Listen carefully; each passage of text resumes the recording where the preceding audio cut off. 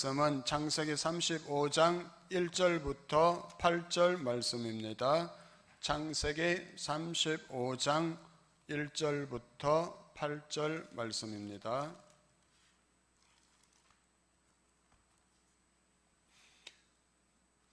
하나님의 말씀을 봉독하겠습니다. 하나님이 야곱에게 이르시되 일어나 베델로 올라가서 거기 거주하며 내가 내 형 에서의 낯을 피하여 도망하던 때에 내게 나타났던 하나님께 거기서 제단을 쌓으라 하신지라. 야곱이 이에 자기 집안 사람과 자기와 함께한 모든 자에게 이르되 너희 중에 있는 이방 신상들을 버리고 자신을 정결하게 하고 너희들의 의복을 바꾸어 입으라. 우리가 일어나 베델로 올라가자. 내 환난 날에 내게 응답하시며 내가 가는 길에서 나와 함께 하신 하나님께 내가 거기서 제단을 쌓으려 하노라 하며 그들이 자기 손에 있는 모든 이방 신상들과 자기 귀에 있는 귀고리들을 야곱에게 주는지라. 야곱이 그것들을 세겜 근처 상수리나무 아래에 묻고 그들이 떠났으나 하나님이 그 사면 고을들로 크게 두려워하게 하셨으므로 야곱의 아들들을 추격하는 자가 없었더라.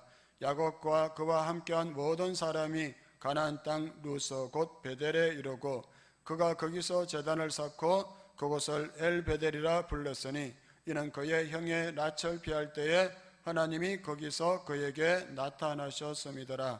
리브가의 유모 도보라가 죽음에 그를 베델 아래에 있는 상수리 나무 밑에 장사하고 그 나무 이름을 알론 바굿이라 불렀더라. 아멘.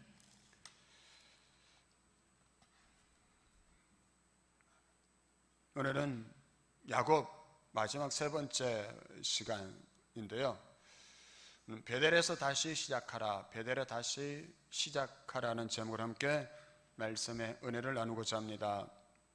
사람이라면 죽어도 잃지 말아야, 사장이라면 죽어도 잃지 말아야 할 첫 마음 초심이라는 책이 있습니다. 사장이라면 죽어도 잃지 말아야 할, 잃어버리지 말아야 할 첫 마음 초심이라는 책인데요. 그 책 표지에는 사회생활 초년병에 신고 다녔던 낡은 구두 한 켤레를 사파로 신었습니다. 즉 사회생활 초년병 때 그 구두를 신고 구두가 다 낡아지도록 열심히 다니며 일했던 그 첫 마음을 잃어버리지 말고 기억하라는 그런 의미로 그 낡은 구두 한 켤레를 사파로 실었었는데요. 여러분, 초심이란 이 책은 여러분 위기에 닥친 회사를 일으켜 세우는 중소기업 사장의 이야기를 통해서 어려울 때일수록 첫 마음 초심으로 돌아가라는 그러한 내용을 담고 있는 책입니다. 얼핏 보면 사장들을 위한 책이지만 근본적으로 한 조직을 이끌고 책임지는 모든 리더들에게, 더 나아가 인생에 힘들고 어려운 상황에 처해 있는 모든 사람들에게 다시 일어설 수 있는 용기와 힘을 주는 책인 것입니다. 어려운 때일수록 초심으로 돌아가라. 어려운 때일수록 첫 마음으로 돌아가라. 우리도 자주 듣고 또 사용하는 말인데요. 바로 초심을 잃어버리지 말라는 것입니다. 코로나19 이 바이러스로 인해서 힘들고 어려운 시대를 믿음으로 살아가야 하는 우리, 저와 여러분 교회 공동체에게 이 말은 어떻게 적용될 수가 있을까요? 여러분, 인생의 큰 위기를 당한 야곱에게 하나님께서 베델로 올라가라, 즉 베델에서 하나님을 뜨겁게 경험했던 그 첫 믿음, 첫 마음을 다시 회복하라 말씀하시는 이 내용을 통해서 오늘 코로나 바이러스로 인해서 낙심되고 절망되어지고 어렵고 힘든 시기를 살아가는 우리에게 주시는 하나님의 교훈은 무엇인지 함께 살펴보도록 하겠습니다. 지난 주일에는 20년 동안 외삼촌 라반의 집에서 살다가 고향으로 돌아갔던 야곱이 야복에서 하나님의 사람을 만나서 씨름하는 장면을 우리가 함께 보았었는데요. 그리고 이 씨름을 시작으로 하나님을 만나고 그의 이름이 야곱에서 이스라엘로 바뀌게 되는 것을 보았습니다. 그 후에 야곱은 교향으로 돌아가는 그 길목에서 자신에게 복수하기 위해서 군사 400명을 이끌고 나오던 형 에서를 만났지만 하나님의 역사로 에서와 야곱이 서로 목을 어긋맞추 안고 울면서 화해하는, 용서해주고 서로 받아주는 그런 경험을 하는 장면을 보았었는데요. 즉 지난날의 모든 관계를 은혜로 매듭짓게 하시는 놀라운 하나님의 은혜를 우리가 볼 수가 있었던 것입니다. 이제 야곱은 지난 시간 동안 자신의 마음을 무겁게 짓누르고 있던 모든 무거운 짐을 내려놓게 되었던 것이죠. 그렇다면 이제 야곱은 가야 하는데요. 그가 어디로 가야 할까요? 창세기 28장에서 하나님과 약속한 그 땅을 향해서 야곱이 이제 가야 하는 것입니다. 20년 전에 형 에서가 자기를 죽이려 하는 그 상황에서 형을 피해서 도망갔던 그날 밤 하나님이 그를 만나 주셨던 그 장소 베델로 그가 올라가야 했었습니다. 하나님께서 베델에 나타나셨던 때가 어떤 때였습니까? 야곱이 절체절명의 위기 가운데서 피곤하고 지쳐 잠들어 있을 그때 하나님은 야곱을 만나 주셨습니다. 그리고 하나님께서 야곱에게 이렇게 약속하시죠. 내가 누운 이 땅을 내게 주겠다고 약속하셨습니다. 내가 너와 함께 있어서 내가 어디를 가든지 너를 지키고 너를 이끌어서 이 땅으로 다시 돌아오게 하겠다 하셨고요. 내가 내게 약속한 모든 것을 이루기까지 너를 떠나지 않을 것이다. 여러분, 두려움에 빠져 있는 야곱에게 찾아오신 하나님은 이렇게 약속하시며 야곱을 위로하시고 야곱에게 소망을 주셨던 것입니다. 그때 야곱이 뭐라고 했습니까? 하나님이 여기 계셨건을 내가 알지 못했습니다. 여기가 하나님의 전이요 하늘의 문이라고 하면서 그곳 이름을 베델이라, 하나님의 집이라 이렇게 불렀습니다. 그러면서 11조의 약속과 내가 세운 이 돌이 하나님의 전이 될 것이라 이렇게 했죠. 이 말은 곧 이곳으로 돌아와서 여기서 하나님을 예배하겠다는 의미가 아닐까요? 이 말은 베델로 돌아와 여기에 성소를 세워서 하나님을 예배하면서 살겠습니다 이렇게 약속한 것입니다. 근데 하나님은 20년 동안 신실하게 야곱과 했던 그 약속을 다 지켜주셨습니다. 야곱과 약속했던 일을 다 이루어 주셨는데, 하지만 야곱은 자신이 하나님과 약속한 베델로 돌아가지 않고 세겜 땅으로 갔어요. 야곱이 왜 세겜으로 갔을까요? 하나님과 약속한 그 약속을 지키지 않고 왜 그가 세겜 땅으로 갔을까? 그 당시 베델은 여러분 개발되지 않은 거칠은 땅이었습니다. 그러나 세겜은 비옥한 땅이고 당시 도시 문명이 발달한 그런 곳이었어요. 그래서 야곱이 보기에 세겜이 살기에도 편하고 도시 문명이 발달한 곳이기에 자녀 교육을 시키기에도 베델보다는 세겜이 훨씬 좋게 보였던 것이죠. 그래서 그가 그 세겜으로 갔게 되었고 그곳에서 10년 동안 살게 된 것입니다. 그런 어느 날 야곱의 딸 디나가 그 세겜 성의 딸들을 보기 위해서 나갔다가 세겜 성의 추장에게 구타를 당하게 되었고요. 그 일을 듣고 분노한 야곱의 아들들이 잔인하게 복수를 하게 됩니다. 그들은 세겜과 그 아버지 하모를 속이고 세겜 성읍 사람들을 다 죽이고요. 또 세겜 성읍에 노략질까지 했던 것이죠. 이 일로 인해서 야곱은 안으로는 가족들로 인한 아픔과 고통을 당하고 밖으로는 이것을 빌미로 주변에 있는 가나안 족속과 브리스 족속들이 자신과 가족에게 복수하지 않을까, 그걸로 인해서 자신의 집이 멸망당하지 않을까 하는 두려움에 빠지게 된 것입니다. 그 위기의 순간에 하나님이 그를 다시 찾아오시는데요. 1절에 보면 이렇게 말씀합니다. 하나님이 야곱에게 이르시되 일어나 베델로 올라가서 거기 거주하며 내가 내 형 에서의 낯을 피하여 도망하던 때에 내게 나타났던 하나님께 거기서 제단을 쌓으라 하신지라. 아멘. 야곱은 자기 눈에 보기에 좋고 자녀를 교육시키기에 좋게 보였던 그 세겜 땅에서 하나님을 잊어버리고 하나님과 약속을 잊어버린 채 살고 있었는데 그만 딸이 세겜 성의 추장으로부터 강간을 당하게 되고 자기의 집이 엄청난 복수를 당하지 않을까 하는 그 위기에 처했을 때 하나님께서 다시 찾아오셔서 그에게 베델을 상기시켜 주신 것입니다. 하나님 과거에 야곱을 처음으로 만나 주시고 그에게 언약을 해주셨던 베델로 올라가서 하나님을 예배하고 거기서 새로운 인생을 시작하라, 이렇게 야곱에게 말씀하신 것인데요. 하나님이 이렇게 나타나서 말씀하시자 이제 야곱이 움직이기 시작합니다.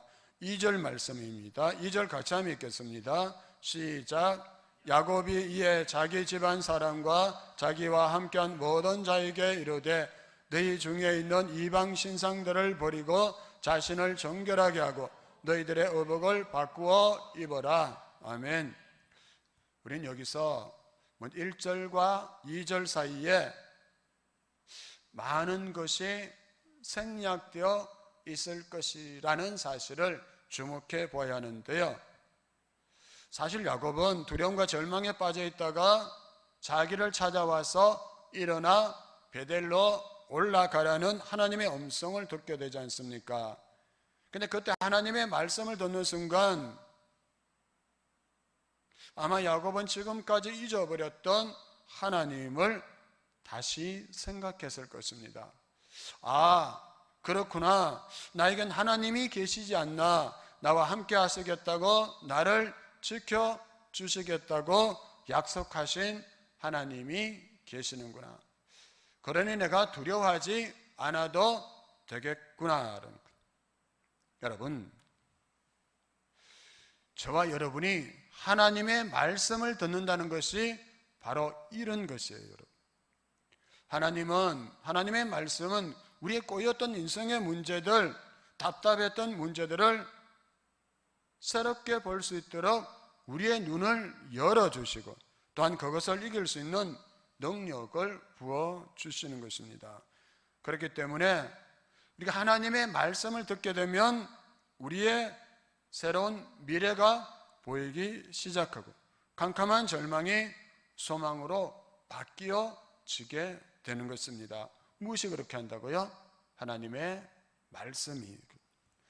그래서 예레미야 29장 10절에도 말씀하잖아요. 그렇죠? 포로 가운데 있는 이스라엘 백성들을 찾아오신 하나님께서 그렇게 말씀합니다. 너희를 향한 내 생각을 내가 아나니 평안이요 재앙이 아니라 너희에게 미래와 희망을 주는 것이니라. 아멘. 이스라엘 백성들은 오랫동안 바벨론의 포로로 잡혀 있으니까 절망인 거예요. 소망이 다 멸절당한 것 같은, 끝난 것 같은. 그런데 하나님은 찾아오시고 그들에게 말씀하시죠. 평안이다, 재앙이 아니다. 절망 같은 이 상황이 오히려 미래와 희망의 길이 된다. 그러므로 나의 말을 듣고 회개하고 내게로 돌아오라. 그 하나님은 지금도 어떻게 일하시느냐 하면요, 시편 107편 20절에서 이렇게 말씀합니다. 그가 그의 말씀을 보내어 그들을 고치시고 위험한 지경에서 건지시는 도다. 할렐루야. 아멘. 우리가 병에 걸렸거나 우리 인생의 위기에 처했을 때 우리 사람의 말을 기다려요. 사람을 기다려요. 그런데 성경은 그렇게 일하지 않아요. 성경의 하나님은 그렇게 일하지 않았어요. 어떻게 일하신다고요? 말씀을 보내시고 그를 고치시고 위험한 적용에서 건지시는 도다. 아멘. 그래서는 말씀을 기다려야 돼요. 사람을 기다리지 말고. 무엇을 기다려야 한다고요? 하나님의 말씀을 기다려야 한다. 하나님, 내 인생이 다 끝난 것 같아요. 어디에도 해결될 기미가 보이지 않아요. 하나님 어떻게 해야 됩니까? 지금 눈에 아무것도 보이지 않고 이 귀에 아무 소리도 들리지 않습니다. 그러나 이 상황 속에서 하나님은 말씀하고 계신 줄 믿습니다. 나에게 말씀을 보내주소서, 나에게 말씀을 들려주소서라도 기도하시기 바랍니다. 그때 하나님 말씀을 주실 때 그 말씀 붙잡고 기도할 때 하나님께서는 오늘도 우리를 고치시고 위험한 지경에서 저와 여러분의 공동체를 건지시는 줄로 믿습니다. 여러분, 말씀을 기다리라. 말씀이 들리자 야곱이 어떻게 합니까? 비로소 그 10년 동안 세겜성에 빠져서 그 삶의 재미에, 세겜의 삶의 재미에 빠져 살아가던 야곱, 잠자던 그 영적인 잠이 다시 깨어나기 시작한, 그의 믿음이 살아나기 시작한 것이죠. 그래서 그는 3절에서 이렇게 고백하게 되죠. 내 환난 날에 내게 응답하시며 내가 가는 길에서 나와 함께 하신 하나님, 아멘. 야곱이 하나님을 기억하게 된 거예요. 자신의 기도에 응답하시고 자신과 함께 하신 그 하나님을 기억하게 된다. 그러자 어떻게 됩니까? 그의 마음에 엄습해오던 두려움이 사라지고 하나님에 대한 확신, 하나님에 대한 그 기쁨이 살아나기 시작한 것입니다. 그러자 그는 베델로 올라가기를 결단하게 되는데요. 그런데 야곱이 그냥 베델로 올라가지 않고 그곳으로 올라가기 전에 세 가지 중요한 것들을 정리하고 있습니다. 새롭게 하고 있는데요, 이전의 상태 그대로 베델로 올라갈 수가 없는 것입니다. 하나님은 오늘도 저와 여러분이 베델로 올라오기를 기다리고 있습니다. 우리 인생의 환난과 고통 가운데서 이 전체적으로 여러분 세계가 함께 경험하고 있는 이 코로나19 이 바이러스 상황에서 우리 하나님을 기억하고 다시 돌아오기를 원하시는데요, 그러기 위해서는 우리도 세 가지를 정리해야 됩니다. 첫째, 우상을 버려야 됩니다. 야곱은 하나님의 말씀을 듣고 베델로 올라가려고 하니 가족들 안에 우상이 있었다는 것을 발견하게 된 것이죠. 사랑하는 성도 여러분, 우리가 영적 침체 가운데 하나님과 멀어지고 하나님을 떠나 있고 적극적으로 우리가 신앙생활을 하지 않으면 우리도 모르게 우리 안에 우상들이 자리 잡기 시작한다. 그 우상들이 하나 둘 쌓이기 시작한다는 거예요. 여러분, 잡다한 것들이 우리 주변에 모이기 시작하죠. 우리 가정과 교회 안에도 하나님을 믿는 믿음도 존재하지만 동시에 하나님이 아닌 다른 것들을 믿고 의지하는 일도 벌어지기 시작한다. 어떤 때요? 하나님과 멀어질 때, 하나님과 떨어질 때. 그런데 야곱이 이방 신상을 정리하는 이 과정을 보면 야곱이 그동안 하나님과 얼마나 멀리 떨어져 살아 있었는가를 알게 되죠. 이방 신상 가져오라니까 야곱의 부인도 가져오고 야곱의 종들도 가져오고 여기저기 있던 우상들이 다 드러나기 시작해요. 그것들이 바로 하나님과 멀어지게 만드는 요인이 되었는데요, 그런데 뭐냐면 야곱의 딸 디나가 겁탈을 당하는, 그리고 그 부족들이 자신에게 복수할 거라는 그 위기를 당하기 전에, 이 사건이 일어나기 전에는 감추어진 우상들이 드러나지 않았다는 거예요. 그런데 사건이 생기니까 그 우상들이 드러나기 시작한 거예요. 코로나19 바이러스로 인해서 이 땅에, 한국의 교회들의 민낯이 드러났다, 이렇게 생각합니다. 감추어져 있던 민낯이 그대로 드러났다.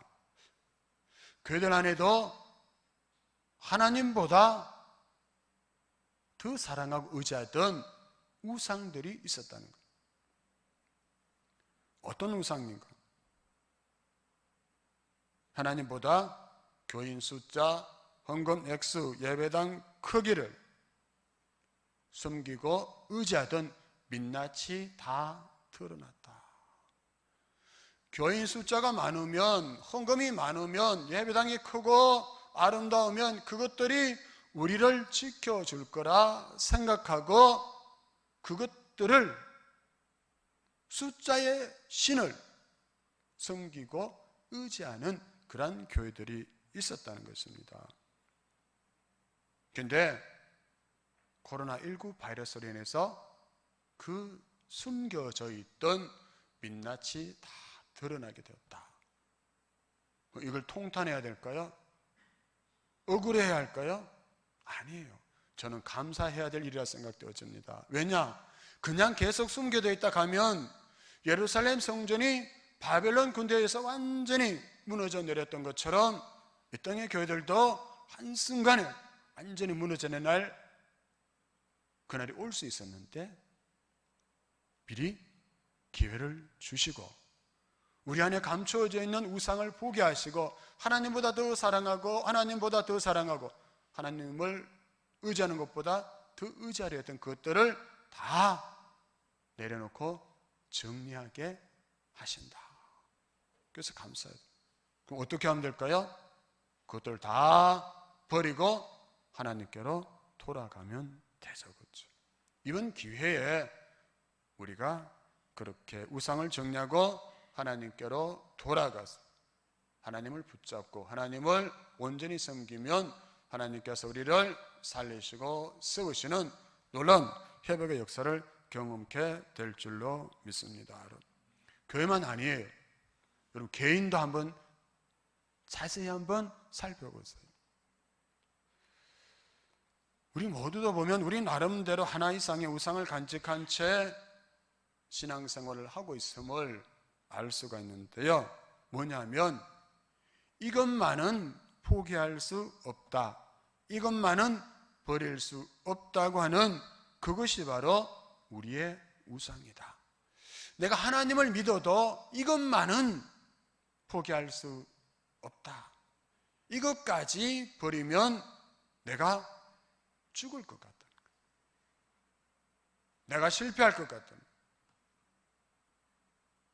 그래서 그것을 끝까지 붙잡고 있는 그것이 있을 수 있다. 여러분 오늘 우리 각자 우리 교회 안에 하나님 이것만은 안 돼요, 이것만은 전 눈 감아 주세요, 다른 건 몰라도 이것만은 하는 그것이 있다면 그것을 과감하게 버릴 수 있기를 바랍니다. 그렇게 하면 그 뒤에는 어떻게 하실지는 후반부에 우리가 함께 말씀을 통해서 살펴보겠습니다. 두 번째, 자신을 정결하게 하라 했습니다. 야곱이 그 가족들에게 자신을 정결하게 하라는 것은 우선 물로 몸을 씻어 깨끗하게 하라는 그런 의미입니다. 그러나 야곱이 이러한 명령을 내린 것은 단순히 몸을 씻는 것만을 강조하려고 한 것은 아닌데요. 이 뜻은 더럽혀진 몸과 마음을 세겜 땅에서 씻어버리고 이제는 하나님을 온전히 예배하러 하나님과 교제하기 위해서 베델로 올라가자는 그런 의미인 것입니다. 나와 하나님 사이를 멀리하게 하는 우상을 버리는 것이 소극적 결단이었다면 이제 우리 내면을 정결하게 하는 일은 적극적인 삶의 결단을 의미하는 것입니다. 사랑하는 여러분, 저와 여러분, 우리 동탄 성지교회는 비록 부족하고 연약하지만 그래도 우리는 하나님께 쓰임받는 인생, 하나님께 쓰임받는 교회가 되기를 꿈꾸며 기도하는 사람들이 아닙니까? 여러분 그렇죠, 그렇죠. 우리도 그렇고 우리 자녀도 그렇고 우리 가정 일도 우리 교회도 그렇게 되기를 우리는 꿈꾸고 기도합니다. 그런데 저와 여러분 우리 교회가 하나님 앞에 아름답고 존귀하게 쓰임받기를 원한다면 우리에게 먼저 필요한 것은 우리가 하나님 앞에 거룩하고 깨끗한 그릇으로 준비되어야 한다.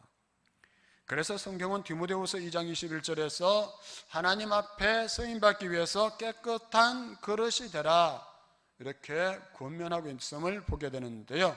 우리 각자와 교회 그리고 자녀들이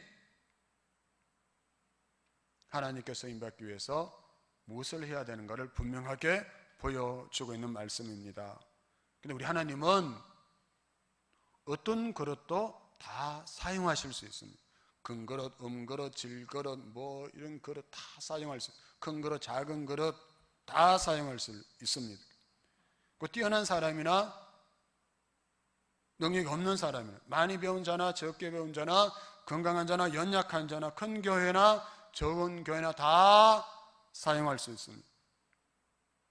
그런데 성경에서 디모데후서 2장에서 어떤 그릇은 사용하지 않는다 하셨습니까? 깨끗하지 않는 그릇. 큰 그릇이든 은그릇이든 질그릇이든 다 사용할 수 있는데 깨끗하지 않는 그릇은 사용할 수 없다 하셨습니다. 여러분,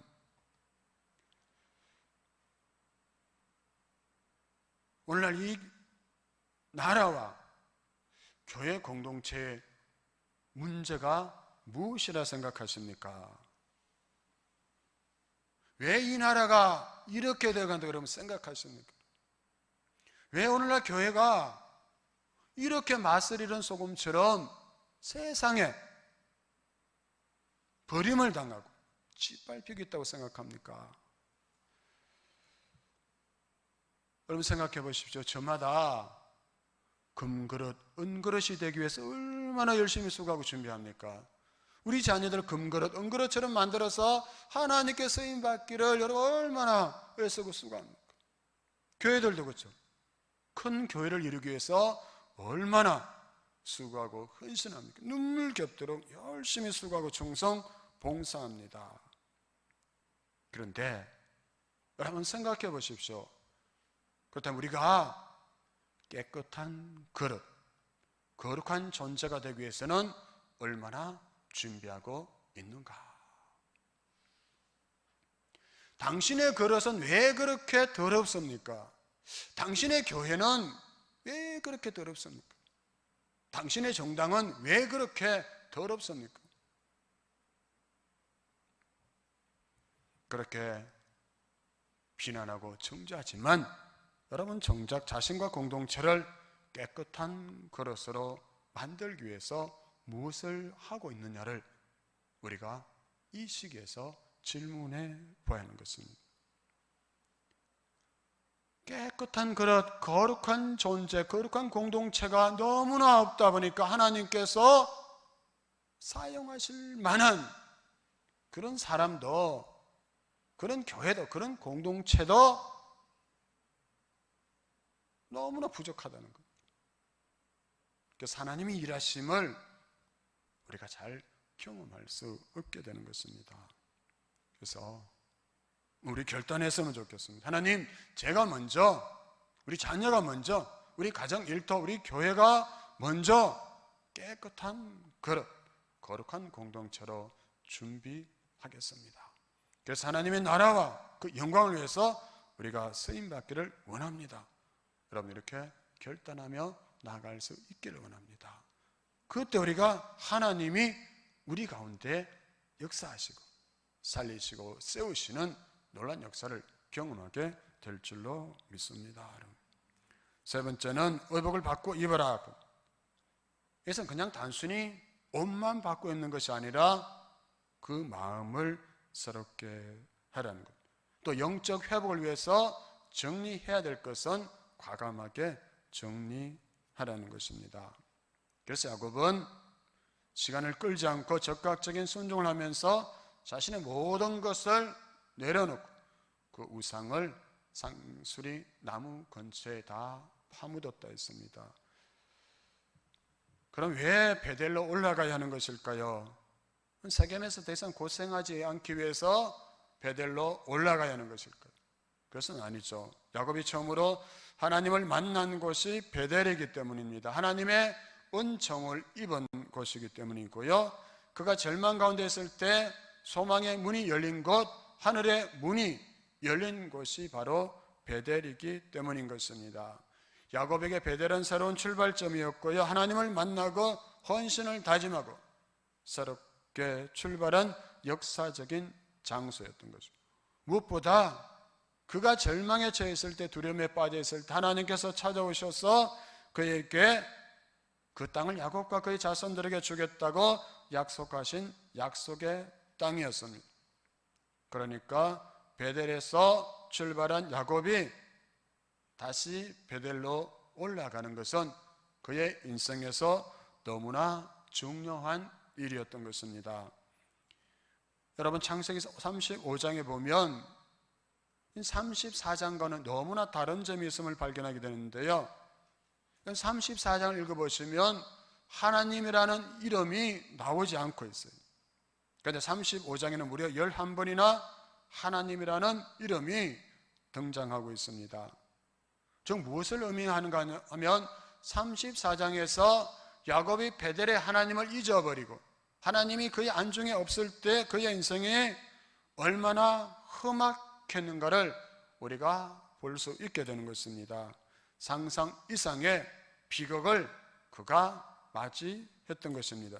그러나 35장에서 야곱은 하나님의 이름을 다시 찾게 되죠. 하나님 때문에 살아있음을 깨닫고 그의 입에서 하나님이 다시 언급되고 있는 것을 보면서 야곱이 회복되고 있음을, 그의 믿음이 다시 살아나고 있음을 보게 되는 것입니다. 야곱의 인생에서 베델의 하나님을 빼고 설명할 수가 있을까요? 여러분 아시는 대로 야곱은 얼마나 변화무쌍한 그러한 삶을 살았습니까? 변덕이 줄 걸 듯하는 그러한 삶을 살았던 야곱이었어요. 그래서 그의 그 성격대로, 그 삶의 패턴대로 그냥 그렇게 갔다면 야곱의 인생은 멸망당하고 말았을 것입니다. 그런데 중요한 것은 야곱은 그렇게 변화무쌍했지만 하나님은 변함이 없으셨다. 그와 함께 하시겠다 약속하시고 너를 지켜주시겠다 약속하신 그 하나님은 변함이 없으셨기에 오늘의 야곱이 있었던 것. 그래서 야곱도 그 사실을 깨닫고 이렇게 고백합니다. 환난 날에 응답하시며 나와 함께 하시는 하나님 때문에 내가 여기 있다. 아멘. 우리도 그렇잖아요. 내 생각대로, 내 계획대로, 내 성격대로 그렇게 살았으면 어떻게 되었을까요? 늘 변화무쌍하고 변덕이 죽을 듯하지만 하나님이 변함이 없으셨기에 오늘 저와 여러분, 우리 교회 공동체도 여기에 있는 것입니다.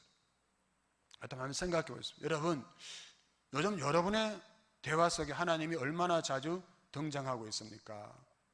여러분, 사람들과 이야기할 때 하나님에 대한 이야기를 얼마나 하고 있습니까, 여러분? 그렇지 않다면 내가 사람들과 나오는 대화 속에 하나님이 언급되지 않고 있다면 그것은 여러분의 인생에 위험신호, 경고등이 켜지고 있다는 사실을 여러분 기억하셔야 돼요. 깨어나셔야 돼요. 금요일 날 어느 집사님이 교회 찾아오셔서 한 2시간 동안 대화를 나눴는데 대화의 거의 모든 내용이 하나님이었어요. 하나님. 얼마나 힘이 나고 기쁘던지. 그리고 최근에 또 암 투병하고 암 수술을 한 우리 집사님들이 계시는데 그분들의 이야기 속에도 그 암 투병하고 암 수술하는 과정에서 나를 만나주신 하나님에 대해서 풍성하게 이야기를 나눌 수가 있었다는 거예요. 암은 절망이잖아요, 그렇죠? 암에 걸렸다면 거의 모든 사람이 다 절망의 순간을 맞잖아요. 근데 그 속에서도 나를 만나주시고 위로하시고 회복해 가시는 하나님을 경험하는 하나님의 이야기를 나눌 수가 있었다는 거예요. 너무나 감사하더라고요. 제가 감사합니다 하고 정중하게 인사를 드렸는데요, 여러분의 대화 속에 하나님을 다시 주인공으로 등장시키시기 바랍니다. 그러면 삽니다. 그러면 하나님이 회복시켜 주십니다. 하나님이 역전을 이루어 주십니다, 여러분. 왜요? 하나님은 전능하신 하나님이시다. 야곱이 이 하나님을 다시 기억하고 베들로 올라갔을 때 하나님께서 9절에 이렇게 말씀합니다. 야곱이 밧단 아람에서 돌아오며 하나님이 다시 야곱에게 나타나사 그에게 복을 주시고, 아멘. 하나님 한 번 하신 약속을 진실하게 지켜주시는 하나님이신데 야곱은 잊어버리고 살았지만 하나님이 그 약속을 다시 확인시켜 주시고 그 복의 주인공이 너 야곱이다, 하나님이 이렇게 확인시켜 주고 계십니다. 여러분, 오늘 저와 여러분도 우리의 영적 배들을 다시 회복하고 돌아갈 때 하나님께서 우리에게도 그렇게 말씀하지 않을까요? 내가 복의 주인공이다, 내가 축복의 통로라고 하나님 그렇게 말씀해 주십니다. 하나님은 어떤 분입니까? 11절에 하나님은 나는 전능한 하나님이라. 아멘. 목사는 여러분에게 약속해도 지키지 못하는 일이 많아요. 하나님은 전능한 하나님이시기에 하나님의 약속은 반드시 이루어지는 줄로 믿습니다. 모든 것이 가능한 하나님이시다. 저희도 오늘 아침에 염려가 있었어요. 목사인데 순간 염려가 막 밀려오더라고요. 교회 와서 다시 제가 설교를 준비하면서 막 이렇게 기도하며 설교를 다시 다듬어 가는데 시편 147편 5절 말씀이 생각나게 하셨습니다. 우리 주는 위대하시며 능력이 많으시며 그의 지혜가 무궁하시도다. 아멘. 저 여러분, 하나님 위대하시고 능력이 많으시고 지혜가 무궁하신 하나님이시다. 그래서 그 하나님이 못하실 일이 있습니까? 없죠, 그렇죠? 위대하시고 능력이 많으시고 지혜가 무궁하신 하나님, 그 하나님을 우리가 진짜 믿는다면 저와 여러분이 할 일이 무엇이겠습니까? 너무나 분명해지는 거죠. 그 하나님께 돌아가는 것, 그 하나님을 예배하는 것, 그 하나님을 섬기며 살아가는 것인 줄 믿습니다, 여러분. 그렇게 할 때 하나님께서 우리의 인생을 책임져 주시고 우리의 인생을 통해서 역전의 하나님을 드러내시고 그 하나님을 찬송하고 간증케 하실 줄로 믿습니다. 오늘 결단합시다. 내가 베델로 돌아가겠습니다.